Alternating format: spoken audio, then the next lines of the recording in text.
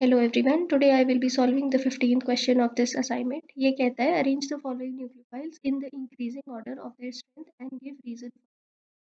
यहाँ पर हमें 5 nucleophiles दे रखे हैं और इसको अरेंज करना है.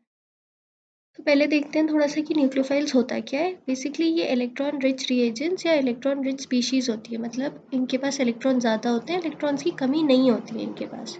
ठीक है. और ये अट्रैक्ट होते हैं टुवर्ड्स इलेक्ट्रॉन डेफिशिएंट साइट. मतलब जहाँ पर इलेक्ट्रॉन्स की कमी होगी वहाँ पर अट्रैक्टेड होते हैं, वहाँ पर अटैक करते हैं मोस्ट ऑफ द टाइम. और ये नेगेटिवली चार्ज भी हो सकते हैं या फिर न्यूट्रल मॉलिक्यूल्स भी हो सकते हैं. ठीक है. अब एक न्यूक्लियोफाइल की जो न्यूक्लियोफिलिसिटी होती है वो मेजर होती है उस न्यूक्लियोफाइल की एबिलिटी पे कि कितना आसानी से वो सब्स्टिट्यूशन कॉज कर सकता है कार्बन एटम पे. बेसिकली वो कितनी आसानी से अटैक कर सकता है एक कार्बन एटम पे, कहते हैं इस डेफिनेशन के अकॉर्डिंग. तो कितनी आसानी से एक न्यूक्लियोफाइल मतलब एक जो इलेक्ट्रॉन रिच स्पीशीज है वो कितनी आसानी से जाके अटैक कर सकती है, उसके बेसिस पे हम लोग न्यूक्लियोफिलिसिटी की जो न्यूक्लियोफिलिसिटी मेजर करते हैं.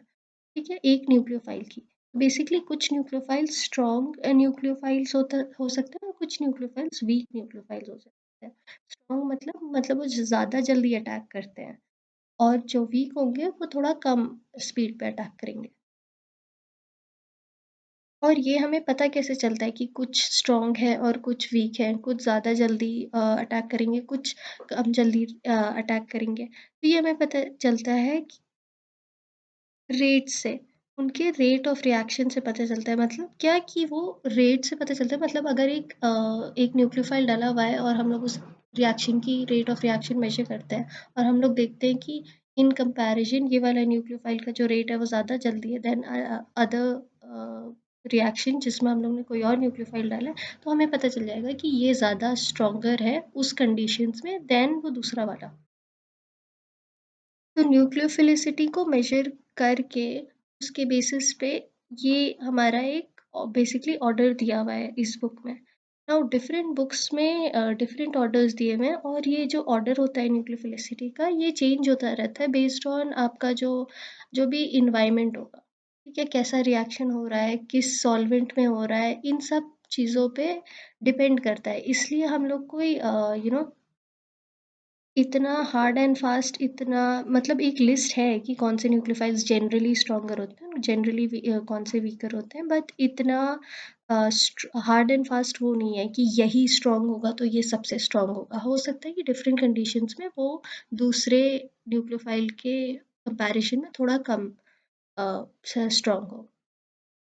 ठीक है. तो इस बुक में तो ये वाली मतलब ये हमारा पूरा दे रखा है इंक्रीजिंग स्ट्रेंथ. तो इस बुक के अकॉर्डिंग हम कह सकते हैं. लेकिन अगर आपकी बुक में कोई और मतलब कोई जैसे कोई और अगर सीरीज दे रखी है तो आप उसको पढ़िएगा और उसको फॉलो करिएगा. तो यहाँ पर भी यही चीज़ रखी है कि the order of nucleophilicity can be rationalized in terms of polarizability and solvation of the nucleophiles and the nature of solvent. Steric considerations are also associated with nucleophilicity. तो बेसिकली इतने सारे कंडीशंस होते हैं इसलिए हम लोग इतना हार्ड एंड फास्ट नहीं कह सकते, लेकिन इसके अकॉर्डिंग हम लोग कह सकते हैं मतलब इस के अकॉर्डिंग जिसके अकॉर्डिंग हम पढ़ा रहे हैं कि जो हमारा सी एन माइनस है वो स्ट्रॉन्गर है आई माइनस से और आई माइनस है स्ट्रॉन्गर ओ एच माइनस से. और इस ऑर्डर में दो C H three minus and N H two minus नहीं दे रखा है. तो जब इन दोनों को कंपेयर करते हैं तो generally C H three minus को ज़्यादा स्ट्रॉन्गर माना जाता है. ठीक है. तो आई होप ये चीज़ समझ में आई एंड थैंक यू.